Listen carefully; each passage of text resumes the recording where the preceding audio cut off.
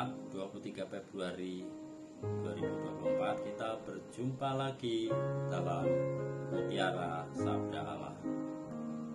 Bacaan akan diambil dari Injil Matius bab 5 ayat 20 sampai 26. Demi nama Bapa dan Putra dan Roh Kudus.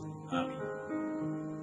Maka aku berkata kepadamu, jika hidup keagamaanmu tidak lebih benar daripada hidup keagamaan ahli-ahli Taurat dan orang-orang Farisi, sesungguhnya kamu tidak akan masuk ke dalam kerajaan surga. Kamu telah mendengar yang difirmankan kepada nenek moyang kita, jangan membunuh. Siapa yang membunuh harus dihukum.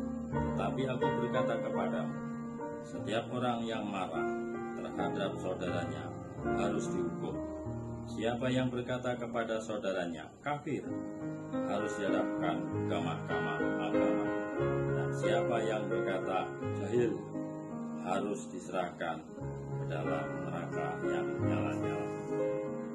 Sebab itu, jika engkau mempersembahkan persembahanmu di atas mezbah dan engkau teringat akan sesuatu yang ada dalam hati saudaramu terhadap engkau, tinggalkanlah persembahanmu di depan mezbah itu dan pergilah berdamai dahulu dengan saudaramu, lalu kembali untuk mempersembahkan persembahanmu itu. Segeralah berdamai dengan lawanmu selama engkau bersama-sama dengan dia di tengah jalan, supaya lawanmu itu jangan menyerahkan engkau kepada hakim, dan hakim itu menyerahkan engkau kepada pembantunya, dan engkau dilemparkan ke dalam penjara. Aku berkata kepadamu, sesungguhnya engkau tidak akan keluar dari sana sebelum engkau membayar hutangmu sampai lunas. Bapak Ibu yang terkasih, marilah kita coba merenungkan Injil Matius 5, 20 sampai 26. Dalam bacaan Injil hari ini diceritakan tentang berdamai dengan sesama dan Tuhan, sehingga kelak akan diperoleh kebahagiaan sejati. Masa Prapaskah saat ini adalah masa untuk mengoreksi diri sendiri. Apakah sudah layak kita di hadapan Allah? Apakah kita masih membenci kepada teman, kepada saudara, kepada siapapun juga, anak, istri, atau suami di dalam rumah?